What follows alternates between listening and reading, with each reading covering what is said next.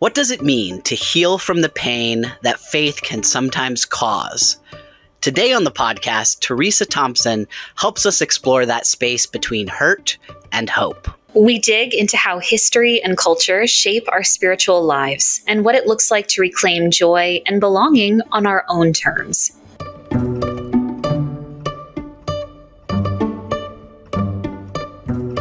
Welcome to Whiplash with Maxwell Kuzma, the show where two queer Catholics, Max and Emma, dive into the dark and twisty Catholic faith we were handed, and the beautiful mess we're building in its place. It's a journey of exploration, excavation, and deconstruction. As we challenge the limited view of God we were taught, and embrace a fully affirming, expansive Catholic faith. No topic is off limits, and no question is too big or too small. We're in this together, figuring out how to reconcile our queerness with our Catholicism, and maybe, just maybe, even reimagine them both.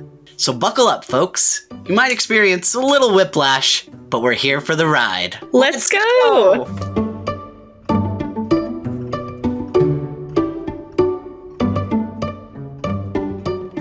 Welcome to Whiplash. I'm Max Kuzma, here with Emma Cieslik. Today, we're joined by Teresa Thompson, a psychotherapist and scholar who brings a fresh perspective on faith, healing, and justice. We'll be exploring the ways religious experience can shape us, sometimes in painful ways, and what it might mean to find freedom and wholeness beyond that. Teresa's insight helps us think about how history, culture, and power all play a role in shaping theology and spirituality, especially for queer folks seeking space to belong. We also reflect on personal journeys, resilience, and what it looks like to move toward healing in mind, body, and spirit. It's a conversation about breaking open old frameworks and imagining new possibilities for faith that truly embraces all of us. I think that in our discussion today, we talked about teeing up the idea of talking about religious trauma. And so in order to start off, can we start off with a what and a why and definitions and some background on these things, Teresa, and then kind of start there and go from there? Yeah, just little things. Okay, so religious trauma in a nutshell. Yes. As a therapist, I've been specializing in working with people with religious trauma for a few years now. And, I think the kind of working definition I have continues to evolve over time. But I think where I see it right now, I kind of understand religious trauma as an umbrella term for, kind of physical, psychological, emotional, sexual, and spiritual abuses or harmful treatments that occur in religious contexts. And religious context can be broad. It could be places of worship, schools, religious organizations, or even just settings with peers or family members where religion is that core organizing component. Mm-hmm. Absolutely. And I will say, definitely for LGBTQ Catholics, I think kind of religious trauma kind of goes with the territory. Speaking for myself as a transgender person, it's definitely been part of it. And I think it's interesting too how different people choose to process it or even heal from it. Like for myself, I know that it was important to me. My thinking was, I was kind of harmed in part through these spiritual teachings. And so for me, deconstructing them, reclaiming and healing through finding affirming theology, that was a very important part for me. Same. I echo that as well. I will say that for me, not as much, especially not as much related to the teachings as a cis person, but especially as a woman who was raised in Catholic systems, I think purity culture programming that I went through deeply impacted how I existed and understood my body and the relationship that I had with that body and with other bodies around me. So for me, some of the first moments of deconstructing my faith really came from what I'm really really excited for Teresa to share, of finding therapists and finding content creators online who are really discussing queer Catholic trauma and what that looked like. And knowing that in some spaces I could claim the term religious trauma, because I think, and I'm excited to hear your thoughts on this, Teresa, I think it's an incredibly loaded term. And sometimes it can feel difficult to claim it for ourselves and as something we experience. Yeah, absolutely. I think something that I'm hearing from you both, or some of the themes I'm hearing from you both, are very common in terms of people's experience with religious trauma. Like feelings of guilt, feelings of shame. There's often this element of like discrimination based on gender or other sort of demographic identity factors. And I think that's able to flourish in many cases because the setting where the religious trauma is present is like a very high control setting, right? Like a setting that is like structured, pretty closed, and that prevents the possibility of different ideas or different ways of thinking to develop to kind of just accommodate different experiences. Oh, yes. The fundamentalism of it all. I very much there you go. Resonate with that. A lot of the time we'll talk about like, we're trying to inject politics into the church so often, like, well, this is a more conservative or this is a more liberal thing, and you can kind of do it, but it's kind of not the same with just how the church works. And then, of course, like from a mental health perspective, when you're talking about like maybe the fear of hell, that's something that is going to impact you differently than politics will, just by nature. Obviously a lot of overlap, but a different category of thing. And so I have found it very useful to think about things from the perspective of a fundamentalist structure, both because I think it's an apt description, but also because fundamentalism as a category does have these traits of being rigid and not allowing for much nuance, not allowing for much flexibility, which then I can look at and see how those areas of rigidity were harmful to me at points of development where I needed to be able to express more, or to not just have the door completely slammed shut on me in certain ways. Mm-hmm. Yeah, Max. And I think that brings me back to, we're talking about religious trauma, but we might be skipping over as well, like what even is trauma exactly? True. And what I'm hearing from you in some of these key experiences growing up, or key developmental experiences, are places where, like, your ability to cope with what was going on was overwhelmed. We all experience challenges in life, right? We all experience moments of stress or difficulty or hardship. But when it gets to that place where, like, you, with the resources you have, and, think of a child, like, your resources are your community, your parents, your family. When you and the resources you have are overwhelmed, that's when an experience starts to become traumatic. And that's even more so, in fact, when the resources you have or the resources you thought you had are actually enforcing or kind of like acquiescing to the like ideas, beliefs that are causing the trauma in the first place. It's so well said. And I think what you talk about is important and significant, because for me, I really didn't understand what that term meant.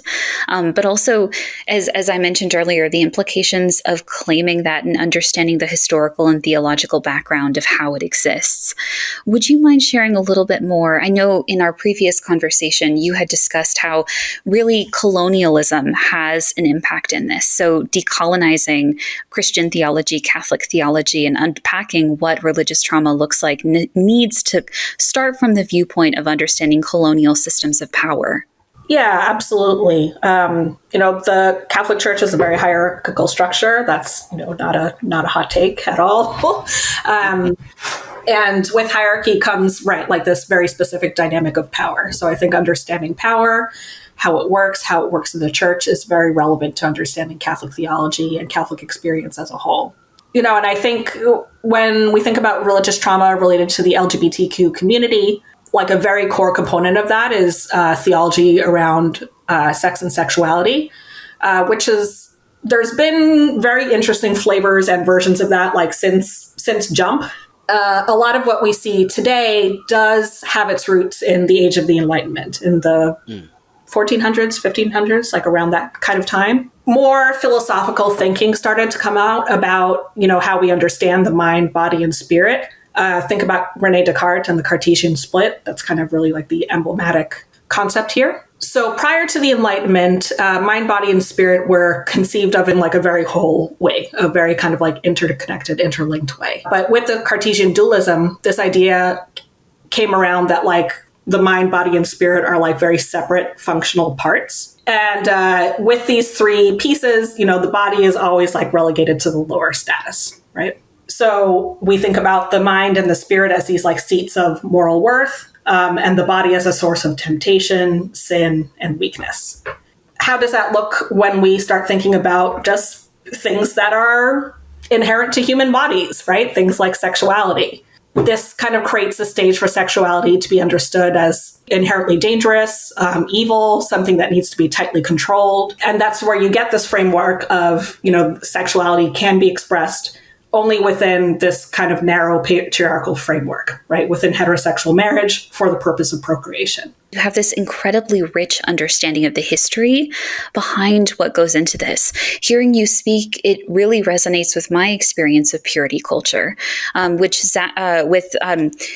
we have talked about previously on this podcast, the idea of social purity movements in the 19th and 20th centuries. So the restriction of everyone's sexuality, but specifically for the preservation of white, cis, straight women's sexuality so they could have white, straight children. And in the same sense, I think a lot of what you're mentioning is rooted, it very much pulls from the Age of Enlightenment and these ideas surrounding the body, but also in the purity culture that I experienced in the late 1990s and early 2000s, where there was this intense restriction and attempt not only to police, especially women's sexuality and queer people's sexuality, but also to instigate within themselves an element of self-policing that I think was really harmful to how I experience religious trauma. Yeah, I think that fits very, very well in terms of my understanding. I see you're pointing out as well, like how there is often like this racialized component here and this self-policing component. I think when we reflect about theology about the body and sexuality, we don't necessarily always understand how that does connect to philosophy, theology, and politics around racialized experiences as well, right? So again, like if we think about the mind, body, and spirit as split and the body being, of a lower status, this really sets the stage for like the justification for widespread violence, domination, and dehumanization that was part of the settler colonial project. If we have this framework, the framework that was present during the Age of the Enlightenment, this kind of puts forth the idea that, you can save a soul even if the person's body is subjugated, exploited, destroyed. So this is a very morally and theologically convenient rationale for colonization. If the body is dispensable, but the soul can be redeemed, then physical conquest can be reimagined as like spiritual salvation. So like these invasions of the quote unquote new world, that was understood as not, oh, we're taking these people's land. It was thought about, oh, we're rescuing their souls, right? And evangelizing and promoting Christianity like as part of that project does introduce this idea of self-policing, forced assimilation, all as part of this like supposedly divine mission. So well said. And I before you jump in, Max, I'm so sorry. It made me think of, in our previous conversation, I had interviewed Lucas Wilson, who's the author of the new book Shame, Sex, Attraction. And I think what really you spoke to was this idea of conversion therapy itself, especially against LGBTQ plus people being a colonizing effort in trying to restrict and homogenize gender and sexuality as performed and expressed within society. I've seen a lot of discussion of natalism recently, and I can see how, like, if the like supposed salvation of your soul is more important than like the subjugated state of your body, that feels like a direct correlation to we're going to take away reproductive health, because it's not just about abortion specifically. It's about any of these procedures that could save the life of a pregnant woman, preventable deaths, but now there's all these layers of complication because of where the value is being placed. And I was wanting to tie that as well to, I feel an obvious connection back to fundamentalism, but also I wanted to connect it to gender essentialism, which kind of is like a branch of the same tree, maybe is a good way to put it. Like birds of a feather for sure with gender essentialism, because although often deployed in modern times, like contemporary, it also contains with it the ability to justify all these other things too. So that was a long, drawn out way of saying I see a connection there. I think we often kind of hear the Christian right talking about how the crusade against abortion is an attempt to protect women. And I think that makes more sense when you understand this kind of like split between body and soul and the primacy of the soul. I think there's this kind of framework or viewpoint that a illicit procedure might save a woman's life, might direct her life the way that she believes her life should go, but it won't be worth it in the end because this is a fundamentally illicit procedure, because this is harming her soul. Right. So we're going to have to protect you from that. I think sex selection and even gene selection reminds me about like the necessary framework of decolonization as well. If we think about the classic definition of colonialism, going out from empire to different lands was this state of hegemony and supremacy, like administering and dominating a land or a people for the purpose of resource extraction. And it was really like through this administration and domination, it was like the enforcement of kind of like a single value, a single way of life, a single type of people who are more important, right? The colonizers. And then you see that with things like sex selection as well. These male, quote unquote, children, this is dominant, this is more important. Whereas like taking like a decolonizing framework or a decolonizing lens toward life, towards things like reproduction, is to like reprioritize and to value a plurality of voices and a plurality of experiences, to allow those all to like coexist with consideration and respect. I often think about decolonizing theology. Fundamentally, it's about creating a more Catholic theology, small c Catholic, a theology that does encompass all. Okay, so my mind went to two places. First, to the manosphere, because it's like there was a report in CNN, a video documentary that they did about a Catholic manosphere influencer guy. Basically, his thought distilled is that women have been brainwashed by society, like modern society, to think that they can be independent. And I was just like amazed that he was confident to just say that out loud on national television. Such a gentle way to say that, Max, of like, why'd we say it? Maybe let's think. Yes, exactly. But very much like this idea of like conquering, like, I don't know, even within incel culture, it's there's clear storybook characters here. Like the villains are the Chad, I guess, the idealized males who are able to attract women, but women are like kind of like this object to achieve, but also a villain because they're rejecting of the people who are incels, the men who are incels.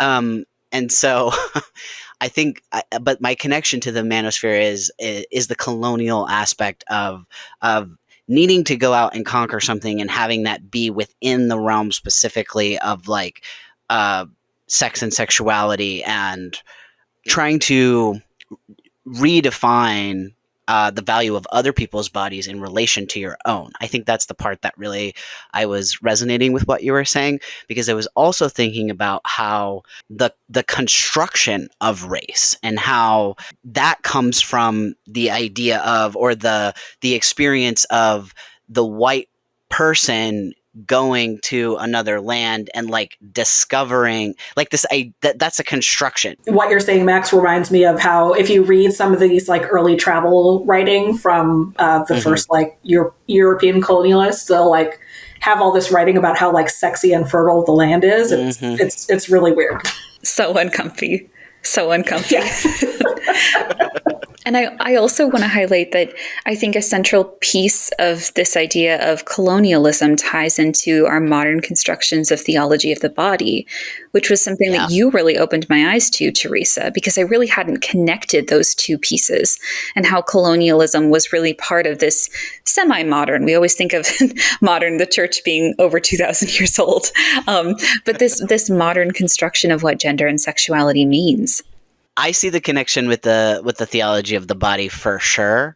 I think partially because it's again with this narrowing of what the path is. I think that a lot of the work of queer theology and maybe decolonizing theology in general, maybe a lot of that work is about widening the path back up, making it more possible to imagine different ways of doing the spiritual journey. Because I think a lot of it, like kind of I alluded to with this idea of like a storybook characters, there's often such a reduction of faith, religion, life, the issues that face people in the manoverse. It's this reduction to like, okay, well, it's very clear good versus evil. There's clear good guys and bad guys, which flattens so much of what the true reality of the world that we experience and that we live in actually is. Like, so again, with this idea of race as a construction, I guess what I was trying to say is that I'm the conquering white person, and now I have discovered Black people, and now this is from my perspective. There are white, like I am constructing this idea of what race means right now. These people don't, from my perspective, are uncivilized. All those things, and in doing all of that, obviously, so many problems, but like losing out on so much of what we can understand and learn from people if we are able to kind of set aside our perspective and actually approach people as like, okay, you have arrived here in this place with me in this moment in completely independent way. Like, I'm not going to project onto you my whole idea, my whole fan fiction and backstory about whatever the issue may be. Other perspectives exist. Exactly. Yeah. Just that by itself becomes pretty big. Yes, and I feel like the reason I'm circling on that is because that's the challenge to fundamentalism. Like if the choices are rigid black and white thinking, or you are available to perceive and respond to other perspectives, that is a big dichotomy. Like, that is a big chasm. And if you're firmly in the no, there is an answer to every question, everything has been decided, that is going to severely limit your ability to even conceive of somebody on the other side of that who is like, well, actually, I'm available to be open, even if I don't take in or internalize everything that I receive from an external source. I'm at least open to the possibility of being able to experience it. And I think maybe there is a mental health aspect there too, because it's like, it does actually take regulation skills to be able to receive new information. It's something that I think developmentally you have to have experience with, or it will be very challenging to you. Yeah, absolutely. I think a thread that I'm seeing through what you were sharing on, Emma, and what you're sharing on, Max, is how within like colonial frameworks of like hegemonic power, there becomes this like binary of like subjugation and independence. I think the subjugation piece becomes pretty clear, right? Like racial subjugation, gender subjugation. But then this question comes like, what is the response to that? Like, what is the positive outcome for like, moving away from that position? And I think often it's thought of this like very limited idea of independence, right? I think, like classic feminism in the United States, in 2025, whatever year we're in now, is this idea that like women are just like men. Women can like do all the same things as men. But men are out here wilding. Like, I don't know that this is a great way for anyone to live, right? To be taking care of everything by yourself, like to not be vulnerable, to, like you'll see a very common trajectory with like post colonial nations of going from a place of subjugation to going into governments that are very repressive in and of themselves, right? This idea that it's just us, it's us for ourselves, and we have to protect that at all costs. I think also to move out of these frameworks that have, not been working out for quite some time at this point, it's to move into frameworks that are interdependent, frameworks of like being in community. I think going from one position to the other within the same framework is not going to cut it. Like, you need something new. I think what you say is incredibly important and reticent to our conversations, thinking about this binary sense of thinking that's especially difficult of how we can exist and function. But I think what you're talking about is really timely in what we're experiencing, that especially as we're seeing this more progressive push towards equality and inclusion and the protection of rights legally and enshrining them in legal systems, there's this big push back to the right of kind of feeling uncomfortable, or in the same way that if somebody else's rights or privileges are in any way protected or codified specifically, that it would challenge that of another person, which I know doesn't exist. But I'm really curious about what it looks like, not only unpacking that, but also like this binary thinking of people like us who are raised in these communities and these cultures where it could either be an either or. I think it's something we face many times as queer people, queer Catholic people in the wider Catholic and LGBTQ plus communities, of having to choose. Yeah, and I think, LGBTQ Catholics know very, very deeply personality that so many things in life are both and. I think that a lot of LGBTQ Catholics, discern pretty deeply over the course of their lives, not just like as a one-time event. And that's something I think we could all stand to do more in various contexts of our life, right? We're always developing, we're always growing. I think we all know some absolutes deep in our hearts, but I think we probably hold on to more absolutes than we should.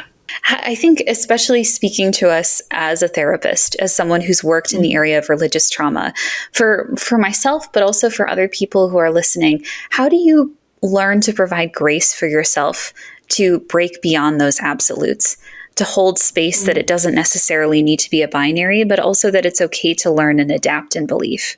If you are a person who continues to have a belief in God or a relationship with God, that really kind of like burrowing deeper into that relationship can actually be really, really useful, right? Because I think that allows you to, understanding personally what values and ethics and morals mean, to have that as like a personal directive that you receive, and therefore be able to think through, okay, where is that matching up and where isn't that matching up?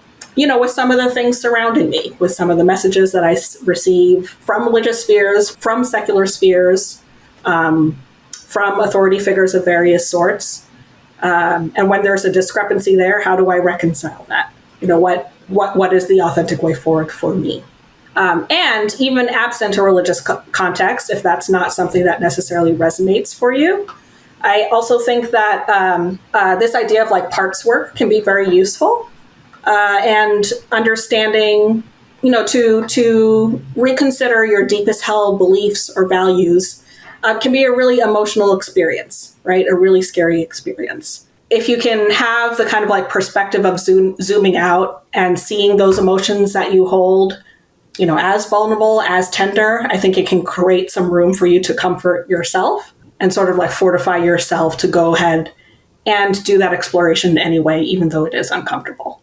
I definitely feel I feel like it's skills and habits that you have to practice over time. That's something that I think a lot about, especially with trauma, going back to the trauma part. In my experience of healing from trauma, something that can happen is, so something happens in my life now, and then I have a reaction that I can recognize kind of doesn't match the scenario, whether that be like maybe like an escalated heart rate, a shortness of breath. So I'm feeling kind of this big reaction to something, and I'm seeing that it's something that I'm not able to separate myself from. When that happens, and kind of what I have learned to do is it's learning those skills of like building in the emotional regulation, which is ultimately just teaching myself how to slow down and kind of zoom out, separate myself so that I can separate myself from the thing that happened. Because in those escalated traumatic responses that I have experienced, there's like no distinction between me and what's happening. It's like being on a roller coaster, like I'm strapped in and I'm just going.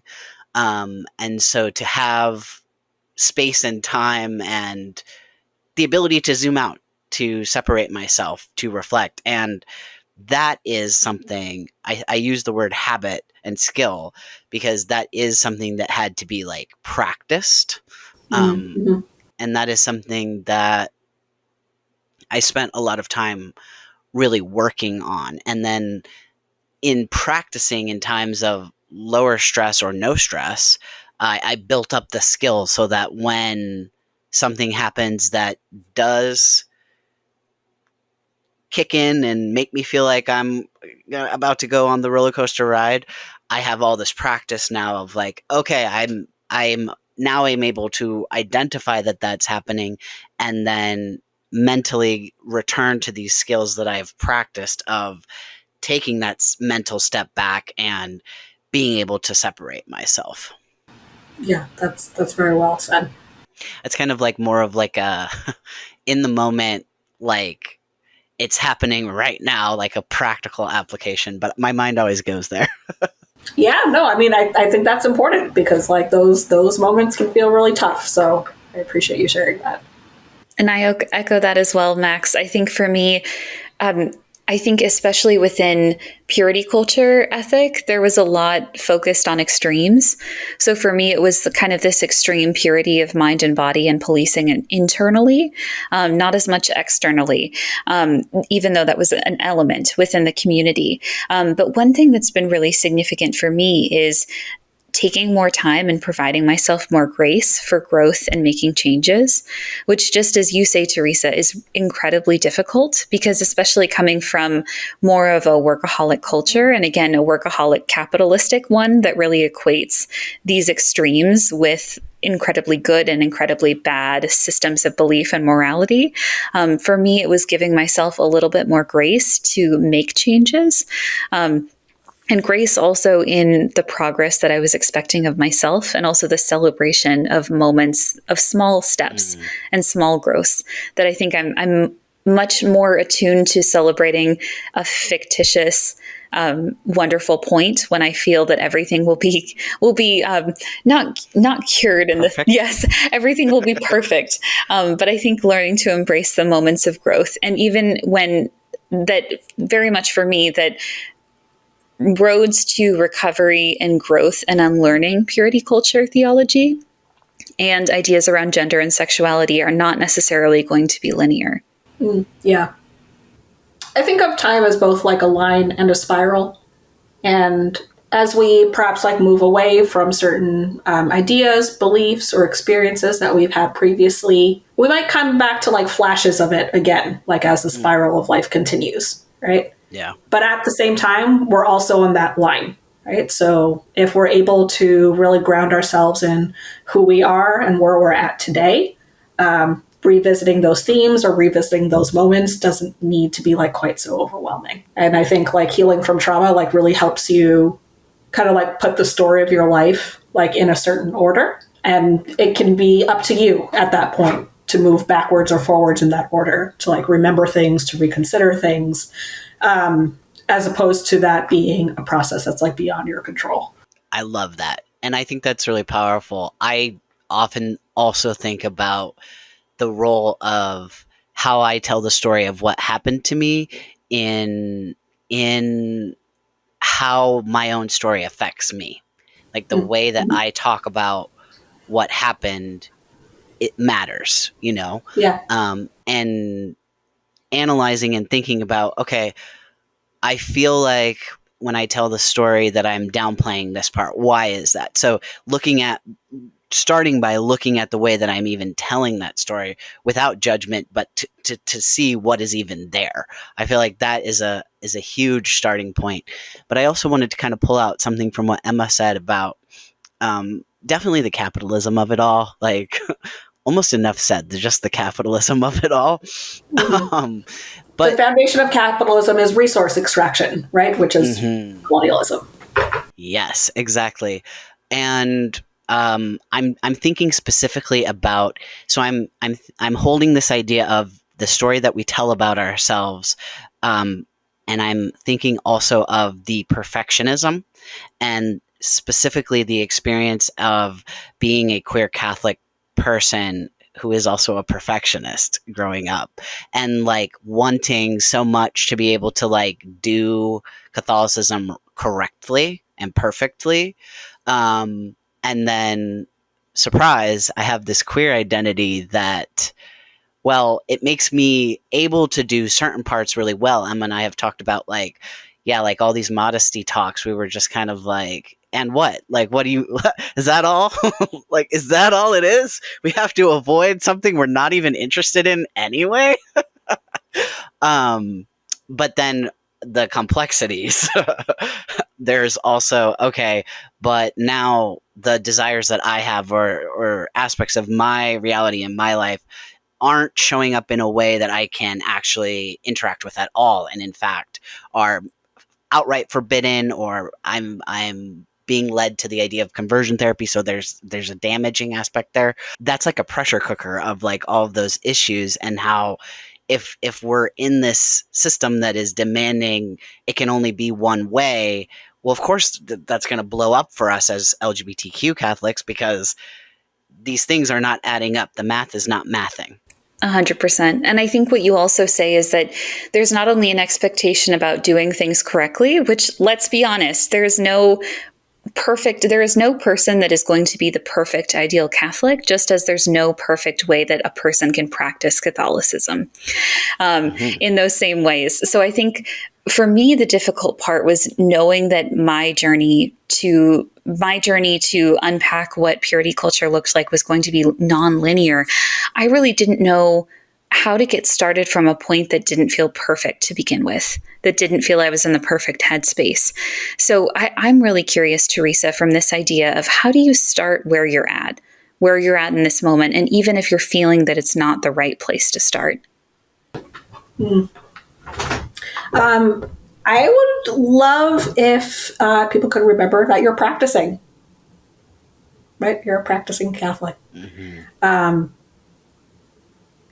You're not doing it. I think we often talk about ourselves in the sense that like, oh, I am Catholic. But Catholic is like an adjective. There we go. Been out of college for a while. Catholic is an adjective, not a noun, right? So you're not fundamentally admitting something awful about who you are by accepting where you're at this very moment. You're more acknowledging like where you are in your journey, and where you are can change, and it's okay for it to change. It will change. It'll change even if you try to get to not to change. So I think like a good antidote to the sense of perfectionism or the sense of like absolute idealism is to take like a more dynamic, like process-oriented approach to faith and to life. Oh my goodness. Where have you been my whole life, Teresa? Just so well said, so incredibly poignant, so incredibly important. And I'm curious, from this moment when you're navigating where you are, how is it best to seek out support services? Who can you turn to? And for many queer Catholics, for ourselves, where we don't feel at home in our church communities, we may have lost friends and families and vital support systems. How can we help move through and feel comfortable taking that first step? Yeah, I think that also brings me to an important point, which is that like healing happens in community in a pretty fundamental way, right? So if you're finding that you're not in a space that you can grow, whether it be your family, your church, your local community, it's worth finding out what other spaces may exist for you. There's many spaces available for queer Catholics, despite what you may have been told. Some that immediately come to mind include Dignity USA, Outreach. There's an annual Outreach conference. Call to Action is a organization of lay Catholics who support progressive social values. So it's not explicitly LGBTQ, but that is one of their components. You know, or it might be like-minded people who do exist in your community. You know, they may be there depending on your situation. So yeah, I think like connecting with others who get it and who can walk with you is really important. So well said.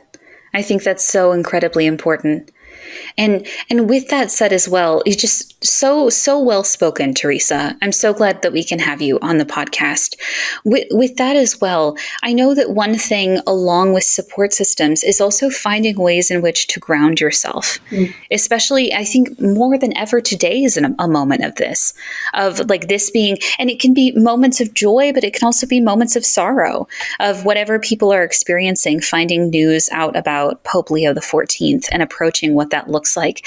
How can people find ways to ground themselves and find stability during incredibly difficult and changing times? Yeah, that's a great question. I think my number one suggestion is to slow down as much as you can, right? To, create space for what you're thinking about and what you're feeling.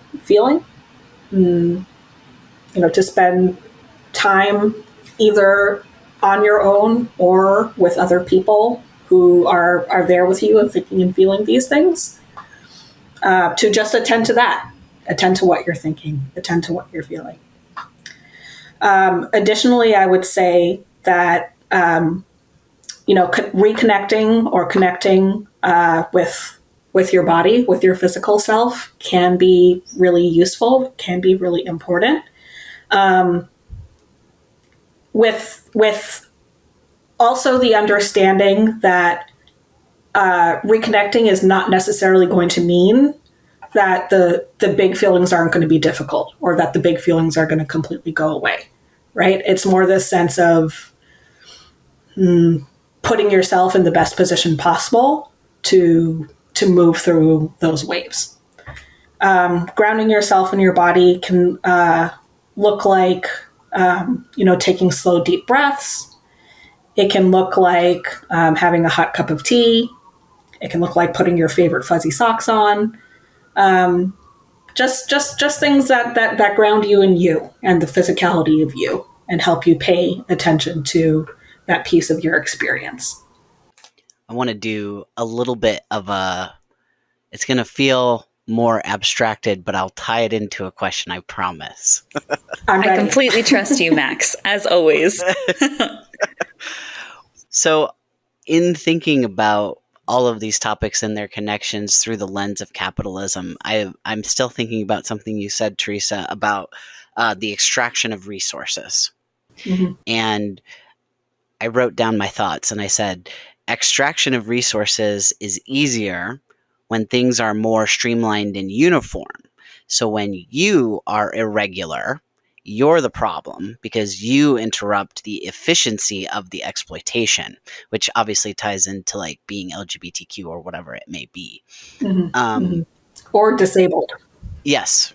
Mm-hmm. Yes. And then I was also thinking as you were answering the last question about slowing down, and I mean, I also kind of talked about that when I was talking about that feeling of the roller coaster. When I feel that starting, I'm like, okay, maybe this is a time to hit pause and slow everything down and like, let's go into slow-mo and just like look at what's happening and what we're feeling. But I remembered also feeling a lot of frustration. Like when I first realized that there were skills that I lacked in this emotional regulation area, I felt a lot of frustration because, and it's frustration with the system, because I realized that it benefited the system for me to not know how to do these things, because I would push myself more and more to try to adhere to this impossible ideal, because that impossible ideal is valued within the system, because again, it makes it easier for the exploitation. Okay, I'm leading to the question, I promise. The question I have in light of all of that is basically, when you are in that position where you're kind of like just becoming aware of, maybe you have become so burnt out that you're physically not able to continue, so you're kind of forced to stop, but you haven't really mentally gotten on board with the idea of like stopping or adjusting, I guess, because really I think the main thing is just adjusting how you see everything. So my question is, with that feeling of frustration that may be a thing, how do you where do you find motivation and hope to kind of like push through the difficult parts and the hard work part that you also brought up? Because like, I did it through sheer will and stubbornness, because I was like, I'm not going to let this get me. But I want to hear more about like other ways or strategies there too. The strategy I frequently talk about, which no one enjoys hearing, is to make room for grief. Oh, yeah. Yeah. And this is where your Catholic practice in suffering can like actually come back in handy. Mm-hmm. It can be really affecting to to notice pieces of yourself you perhaps haven't connected with in the past, or experiences that have been veiled from you in some way. And that's intense, and there's often a lot of sadness there. In many ways it is a real loss if you haven't been able to access those things before. And it's okay to feel a certain type of way about it. And I have found that making space for that grief, allowing yourself to to go through a time of sadness, go through a time of anger, whatever it is that is coming up for you, also helps you to get to another side, and to be able to start to say what's next, and as opposed to like what didn't happen.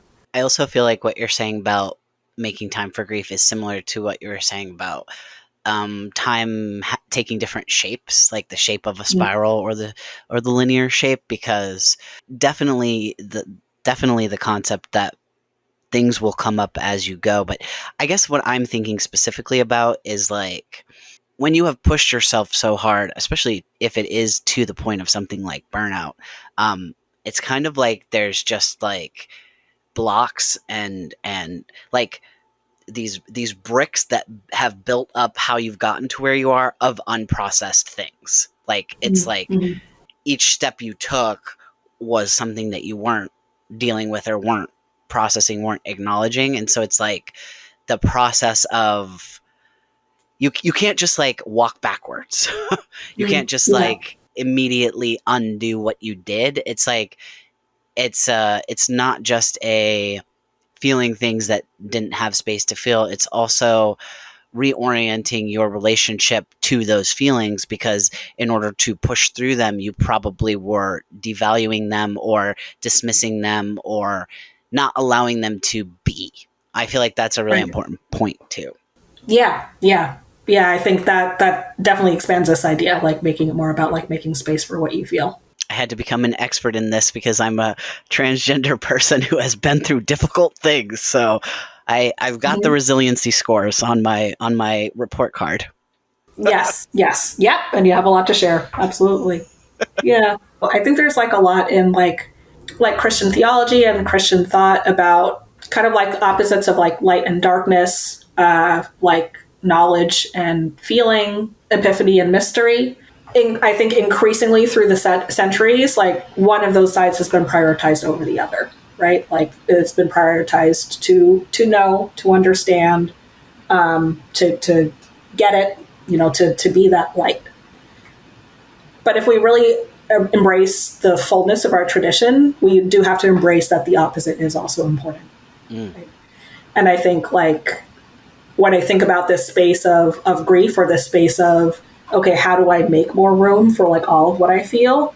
That is a space of mystery. That is a space of like, I don't really know how this is going to go. But like, you need that experience too. It's not always going to be about completing this step. It's not always going to be about acquiring that skill. Some of it is like finding your way, feeling your way. Like, it's not like, because again, with the capitalism over our shoulders, like, we want to reduce everything to like units, like, or something that it, like, we can hold and look at and quantify, I guess. But so much of this type of, this type of healing work, or even just this way of looking at the world, it's not reducible to that. It is beyond, it's beyond efficiency. It's beyond quantification. It is allowing there to be space for the unknown, which personally I think is why human beings do need spirituality, no matter what form that takes, because we need some way of interacting with the mystery. We need some vocabulary for feeling something immense for the mystery of consciousness, however you want to articulate it. I think that part is necessary and important too. 100%. And I also wanted to circle back to what you were saying, Max, about like creating grace and also space that sometimes when you go through hard moments, it can feel pretty devastating and like all encompassing. I will say one reference to myself was in summer 2023, I was taking a temporary job at the Smithsonian Folklife Festival. And just the intensity of that job, it was the first time I was writing about religion. And it was a very funny little piece. It was about Taylor Tomlinson's Netflix special, Look at You. And specifically one of her it was the first time I'd really opened a conversation internally about what purity culture was. So specifically, I wanted to mention here that I really resonated with something that she said about, I grew up with God. He's a douchebag, all right. Did he tell you you were broken and you need him? That's his move. That's what he does. And so it's this idea, and it ties especially to fraternity culture. And as Max and I have talked about, Maniverse, Catholicism. But I think especially for me, that piece was an incredibly nuanced and intense growth experience, one that in all transparency, ended up with me in the hospital just because my body fell apart trying to process that. But it was one where I think, as you speak to, Teresa, like, growth was not linear. So in that recovery model, it was knowing and understanding that was an incredibly powerful moment, but it was also one that my body wasn't ready to handle or understand. So I think what you said earlier about taking your time and valuing slow steps of growth, but also creating space for the fact that, just as you say, Max, reflecting on what Teresa said, that your process and your understanding of time and personal development doesn't necessarily have to be aligned. It can look and feel different for every single person, really resonated with me. I love that. Now more than ever, queer and trans people's lives are at risk. It's important to say it, to acknowledge it, that this is a lived reality. But I want to be aware and also sensitive to the fact that many of you listening are likely experiencing these threats of violence, experiencing these threats of spiritual abuse, emotional abuse, physical abuse in your everyday life. If something resonated with you here, reach out and find the people in your life that value who you are and find your support systems. With that being said, I just want to plug, I know that we've seen in the news, as Max and I have talked about, that LGBTQ plus hotlines have been increasingly losing funding. So I just want to highlight the Trevor Lifeline, which is a crisis intervention and suicide prevention phone service. It's available 24/7. It's 1-866-488-7386. Trevor Chat is also an online instant messaging system if you don't feel comfortable talking over the phone. There are also resources for elder and more mature members of the community. So Sage LGBTQ plus elder hotlines at 1-877-360-5428. I also want to plug specifically the Trans Lifeline at 1-877-565-8860, and as always, the Suicide and Crisis Hotline at 988. I know it often seems as something performative to do in sharing these numbers, but I don't know who is listening today, and we don't know either. So we just urge you to hold grace for yourself, but also connect to your support systems and know that support is available out here for you in whatever phase, in whatever step and process you are in terms of your spiritual growth, but also your just existence as a person.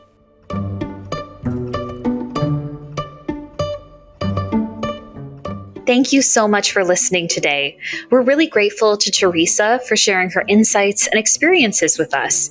Healing from religious trauma is never simple nor linear, but conversations like this remind us that it is possible and that there's a whole community walking alongside us. Exactly. It's about reclaiming our stories, our bodies, and our spirits from systems that have too often hurt us, and imagining a faith that supports our whole selves, mind, body, and soul. If today's episode sparked something in you, we encourage you to keep exploring, keep asking questions, and keep finding ways to nurture your own well-being. Remember, healing can look different for everyone. Whether it's therapy, community, creative expression, or just grounding yourself in the present moment, we hope this conversation inspires you to find those paths that feel right to you. Thanks again for being with us. We're honored to hold this space with you, and we can't wait to keep sharing these important conversations. Take care of yourselves and each other, and we'll see you next time on Whiplash. Bye!